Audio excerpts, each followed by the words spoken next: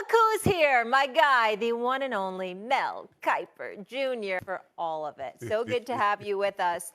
Let's dive right in here. Okay, so .com this morning, fresh access, folks. He's got 5 quarterbacks, 1, 2, and 3. Former Heisman winner, current ESPN analyst RG3 had some advice. Caleb Williams should pull a Eli Manning and demand that the Chicago Bears do not draft. Really look at that and say, you know what? This is the organization that has my best interest at heart, and they're going to help Fields, the 11th pick in the draft, and turned him into a 6th round pick. And you know what? Yeah, this organization is going to help get me where I want to go. How should Caleb feel about potentially being drafted to the Bears? With Ryan Poles, GM's going to do the things necessary to build that talent base around the quarterback, which has Sweat. Remember, Ryan Poles was the director of college scouting in Kansas City when they make so much sense. So, no, I think Caleb will be happy. I will agree with RG3. This was a gift. Crab cakes and land of pleasant living. And the last thing we want to see is Justin Fields and the Baltimore Fields. They should have let it play out. Troy Aikman was there. They drafted Steve Walsh, let it play out, and then traded Walsh. One overall pick, certainly being Caleb Williams, and that's where he should want to play, and I think he will thrive there. And the job, they got DJ Moore last year. They traded for Keenan Allen. They got now for me, Mel, you said trade down and try to recruit that second. I'm moving up to try to get the tank. You got to have guards to protect it, and so the most valuable asset that you have now is Caleb Williams, a receiver later in the draft, maybe 3rd or 4th round. But I got nice skill positions. I like what they've done so far. But now they've got to get somebody to protect Caleb Williams. Totally disagree with RG3. I think he's totally wrong in this particular situation. No, it's no longer Ryan Pace there. It's Ryan Poles. And obviously you're moving in a different direction. Give them an opportunity. Manning, right? If I'm Caleb Williams. I will ask you this question, though, Mel. Been hearing the Dan Orlovskis of the world and others talking about Jaden Daniels out of LSU.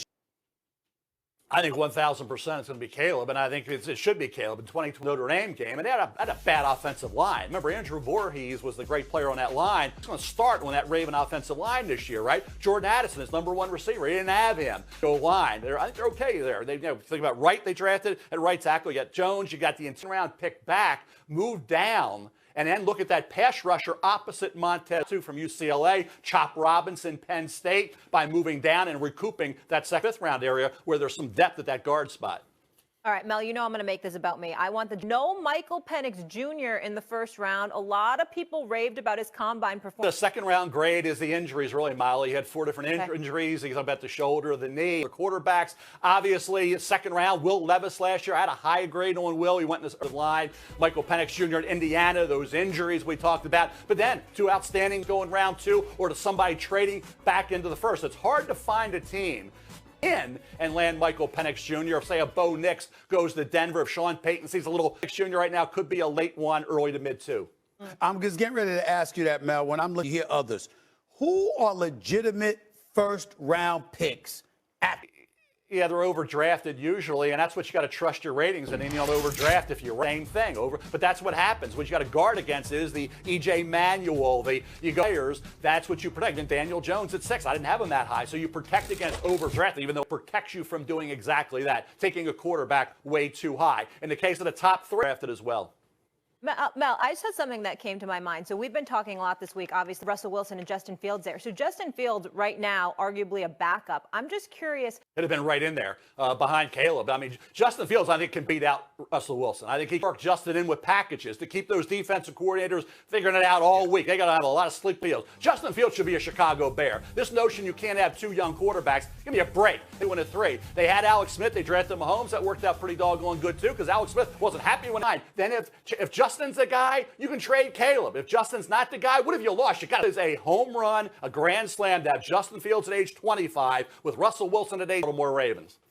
I agree with everything you said because we got potentially the Pittsburgh Steelers and beyond. But I like the fact what you said, Mel. If I'm just son, you're not playing because when I go out there to practice, I'm gonna light that defense up. When I'm possible for you not to get me some reps during the course of the game because Justin dynamic than Russell Wilson's legs were when he got into the league. Now I'm not saying he's the accurate pass.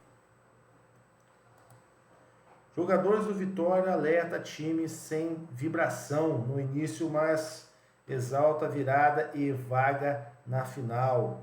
Rubro-Negro vence o Barcelona de Ilhéus por 4-1 no Barradão e vai encarar o Bahia na decisão do Campeonato Baiano, marcadas para os dias 31 de março e 7 de abril. A Vitória viveu sob risco nos primeiros 45 minutos do jogo contra o Barcelona de Ilhéus no último domingo no Barradão, mas se recuperou na segunda etapa para golear o time do interior para 4-1 e garantir a vaga na final do Campeonato Baiano contra o rival Bahia. Em entrevista na saída de campo, Osvaldo, autor do gol de empate, alertou para o desempenho da equipe na primeira etapa, que terminou 1-0 para os visitantes com gol de Jadson Sergipano. O atacante também citou o papel importante de Léo Conde para recompor o time durante o intervalo. O primeiro tempo não foi de um Vitória aguerrido e vibrante, como é normal, né, no Barradão. Depois do papo com o professor no vestiário, nós mudamos e conseguimos pressionar o Barcelona para empatar, virar, colocar o Vitória na final do Baiano. Avaliou aí o jogador, né? Então é isso, pessoal. O jogador percebeu aí que eles deixaram muito a desejar aí na primeira etapa do jogo. Então isso aí foi importante para melhorar o desempenho do time.